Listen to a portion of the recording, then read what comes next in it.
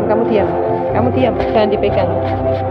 Inilah kondisi langit Kamu diam ya, kota jangan Yogyakarta yang sebenarnya. Sangat cerah dengan bertaburan benda langit yang berkilauan.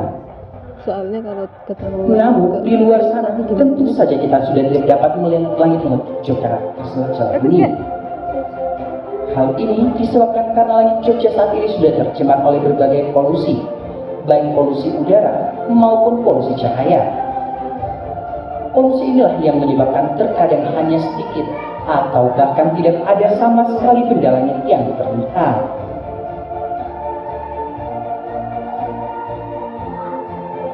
Tampak di atas kita sekarang banyak titik yang bercahaya merupakan bagian dari benda-benda langit. Jika kita perhatikan dengan seksama, titik tersebut ada yang berkelap-kelip, ada pula yang tidak. Titik yang berkelip adalah benda langit yang biasa kita sebut dengan bintang. Bintang terlihat berkelap-kelip karena pengaruh atmosfer bumi kita dan karena jarak bintang yang sangat jauh dengan bumi. Sebagai pengetahuan, atmosfer adalah lapisan udara yang bergerak. bintang ini.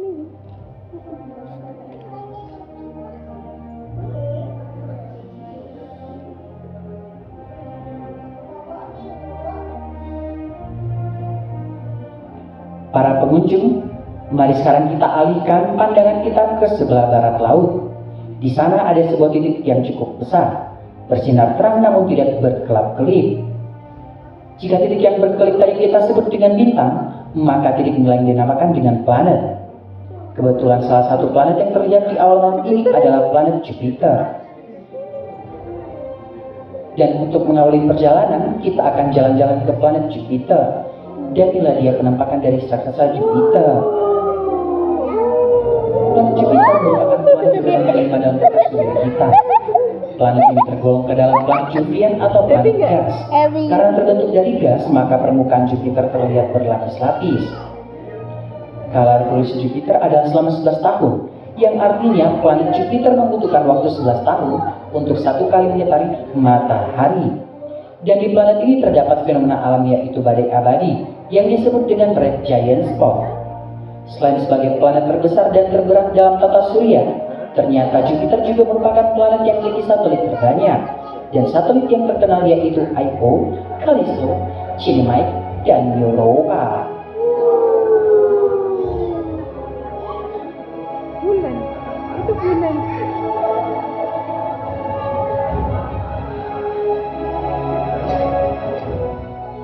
Selain itu terdapat bulan, planet Mars, dan planet Uranus. Oh no, Uranus.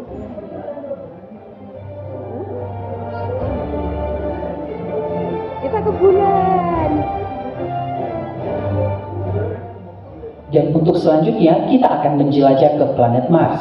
Dan inilah dia penampakan dari planet Mars. Wow, kayak gini ya. Planet Mars merupakan planet keempat dalam urutan tata surya kita dan tergolong ke dalam planet terestrial atau planet kebumian. Bisa dipegang. Nama planet Mars diambil dari nama dewa perang bangsa Romawi. Planet ini berwarna merah karena hampir di seluruh permukaannya diselimuti oleh besi oksida atau karat besi. Jarak planet Mars ke bumi adalah 56 juta kilometer, sedangkan jaraknya ke matahari adalah 228 juta kilometer. Planet Mars juga memiliki gunung tertinggi di tata surya bernama Olympus. Planet ini memiliki 20 satelit yang namanya diambil dari nama pengawal dewa Mars itu sendiri. Satelit tersebut bernama Phobos atau ketakutan dan Deimos atau teror.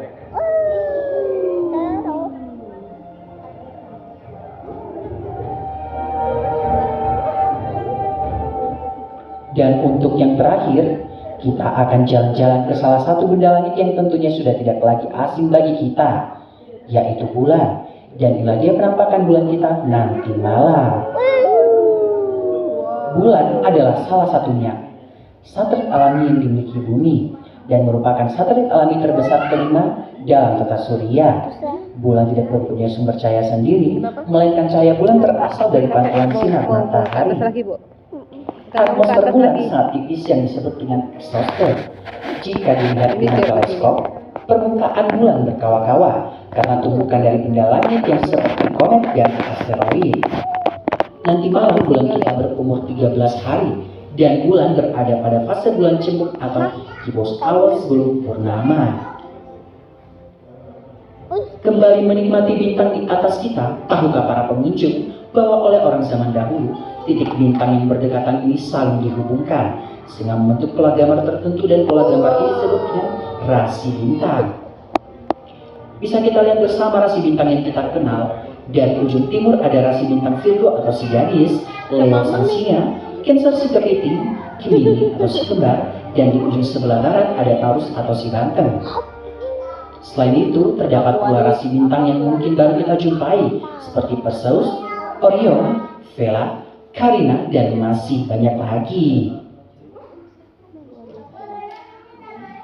Pengunjung sekalian, oleh para astronom kita, rasi bintang dikelompokkan menjadi dua, yaitu rasi bintang zodiak dan rasi bintang non-zodiak.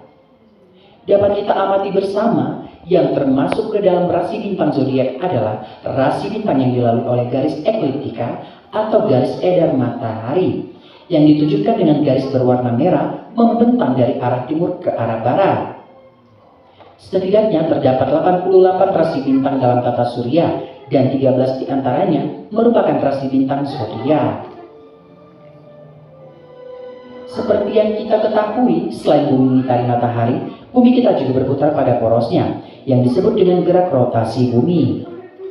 Sejatinya arah gerak rotasi bumi adalah dari arah barat ke arah timur, sehingga mengakibatkan benda langit yang diam seolah ikut bergerak dari arah timur ke arah barat. Gerakan ini biasa disebut sebagai gerak semu harian benda langit. Nah, akibat dari rotasi bumi antara lain terjadinya siang dan malam dan perbedaan waktu di beberapa wilayah.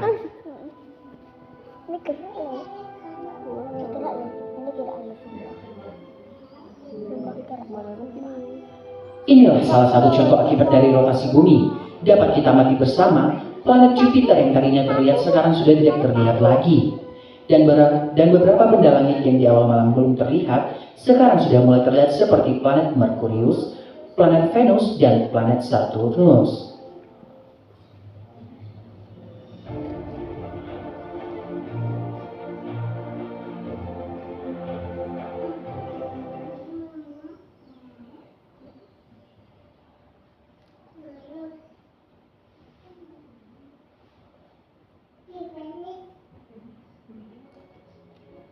Menjelang akhir malam, terkadang kita melihat sorot cahaya yang begitu cepat di langit malam. Orang zaman dahulu sering menyebutnya dengan bintang jatuh. Sejatinya cahaya tersebut dikenal dengan meteor. Meteor adalah bebatuan ruang antar planet yang masuk ke dalam atmosfer bumi. Kemudian bergesekan dengan udara, lalu berpijar dan bercahaya. Terkadang meteor tersebut tidak habis terbakar dan meninggalkan sisa yang jatuh ke permukaan bumi dan disebut sebagai meteorit. Sedangkan jika bakal dari cahaya meteor yang masih berada di luar angkasa disebut meteoroid. Jadi di sini kita mengenal tiga istilah yang hampir sama, yaitu meteor, meteorit, dan meteoroid.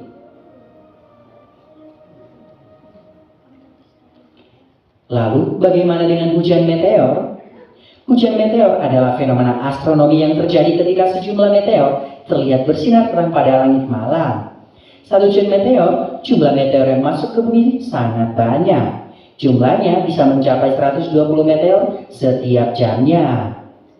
Dalam satu tahun pada tanggal-tanggal tertentu, dan jika beruntung, setidaknya kita dapat menikmati 10 kali hujan meteor.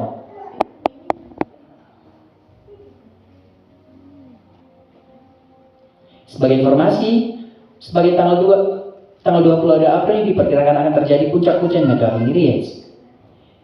Dan 6 Mei diperkirakan akan terjadi puncak hujan meteor Eta Aquarii.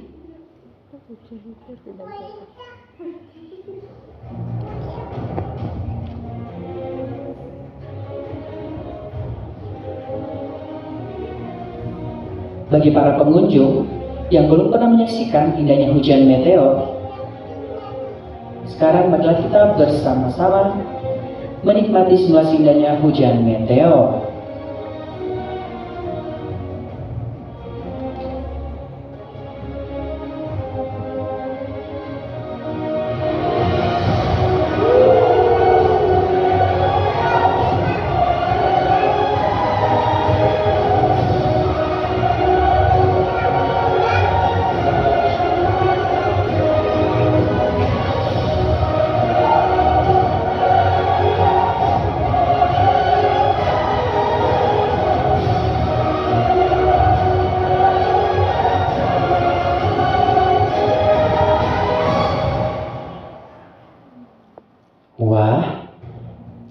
Terasa saking asyiknya menikmati indahnya hujan meteor, ternyata waktu sudah mendekati pagi, dan saatnya kita menanti datangnya mentari pagi.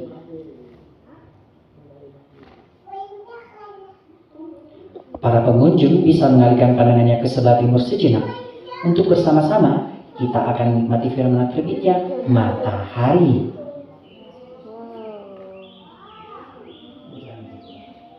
Besar birunya. Iya. Jam 5.46 itu. Oh, jam 6. Oh, kamu bangun nanti sekolah ya? Itu jamnya. Perlahan-lahan, matahari mulai terbit. Saatnya kami ucapkan selamat pagi. Selamat pagi pengunjung sekalian. Ternyata sudah satu malam kita bersama-sama menikmati dan mempelajari benda langit yang tampak di langit malam kota Yogyakarta. Seperti biasanya, datangnya pagi selalu ditandai dengan terbitnya matahari dari sebelah timur. Mari sejenak kita melihat isi dari permukaan matahari. Matahari merupakan pusat dari tata surya kita dan juga berperan sebagai sumber energi alami. Matahari kita memiliki gravitasi yang dapat menyeimbangkan posisi planet dalam tata surya dan merupakan objek terbesar dalam tata surya. Matahari menyebabkan beberapa fenomena seperti arus laut, cuaca, iklim, dan aurora. Temperatur inti matahari adalah 14 juta derajat Celcius, sedangkan di permukaannya 5.500 derajat Celcius. Seperti yang kita kenal, warna dominan matahari adalah orange kekuning-kuningan, dan karena pengaruh dari atmosfer bumi, warna matahari bergradasi, mulai dari orange tua hingga kuning cerah. Setelah mengamati indahnya siang angkasa, sekarang kami akan mengajak para pengunjung untuk menyaksikan film singkat yang akan kami sajikan. Pada para pengunjung kami ucapkan selamat menyaksikan.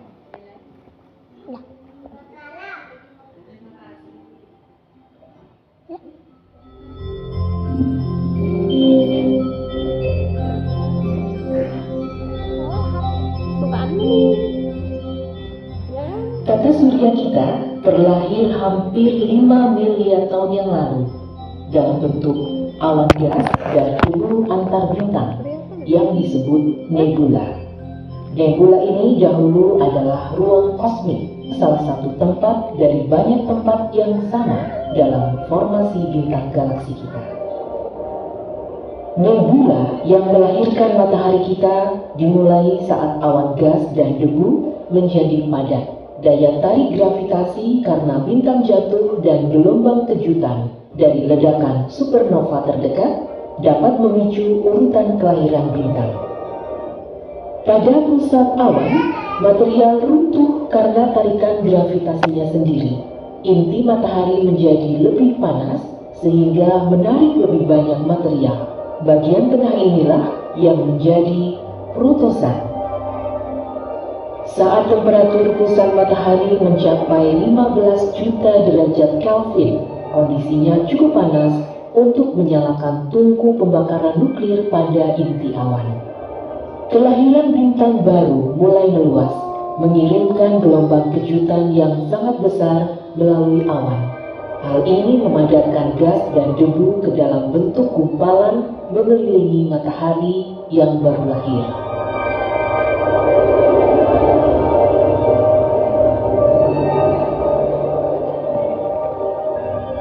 Atom gas di awan mendingin dan mengembun menjadi partikel-partikel logam dan bebatuan.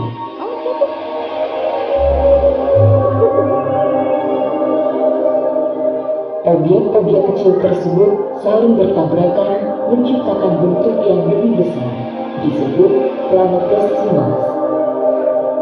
Planetesimals tersebut bertabrakan untuk membentuk protoplanet. Dalam jutaan tahun, tubrukan terus berlanjut membentuk sistem tata surya. Saat protoplanet mengumpulkan massa, daya tarik gravitasinya pun meningkat. Proses ini disebut penambahan. Asteroid, planet-planet, dan bulan-bulan ikut tercipta.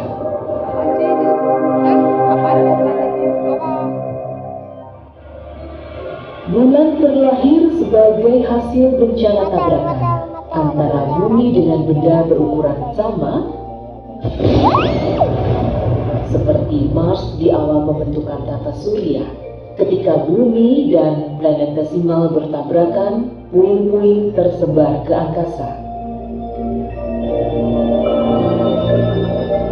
Seiring waktu, kekuatan gravitasi menarik puing-puing tersebut dan membentuk kelahiran bulan baru, serta mengorbit mengelilingi bumi muda.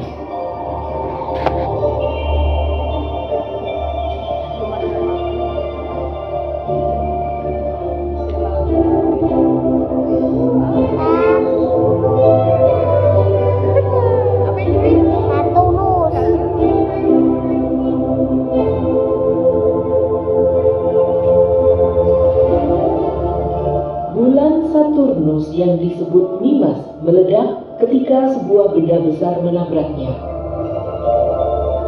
Tabrakan yang menyebabkan kawah seluas 130 km dengan kedalaman 10 km tersebut menimbulkan gelombang guncangan pada Mimas, serta menyebabkan retakan pada sisi yang berlawanan.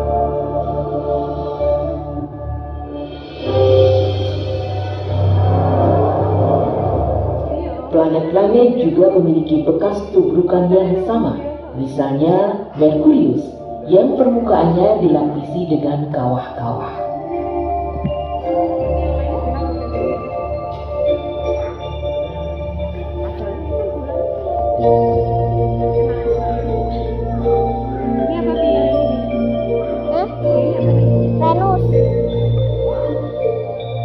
Venus juga memiliki kawah yang terbentuk dari proyektil-proyektil yang berhasil menembus kepadatan awan atmosfernya.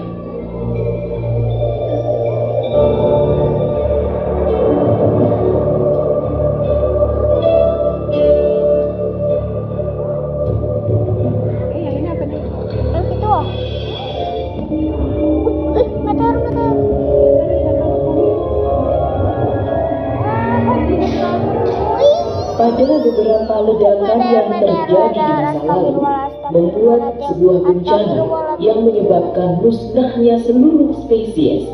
Salah satu dampaknya yaitu musnahnya dinosaurus pada 65 juta tahun yang lalu.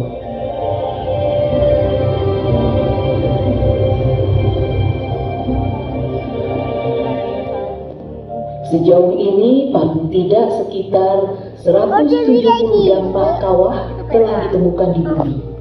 Sebagian besar oleh para ilmuwan di area yang memiliki dana cukup untuk penelitian, seperti di Eropa, Amerika Utara, dan Australia. Dengan semua tumbukan ini yang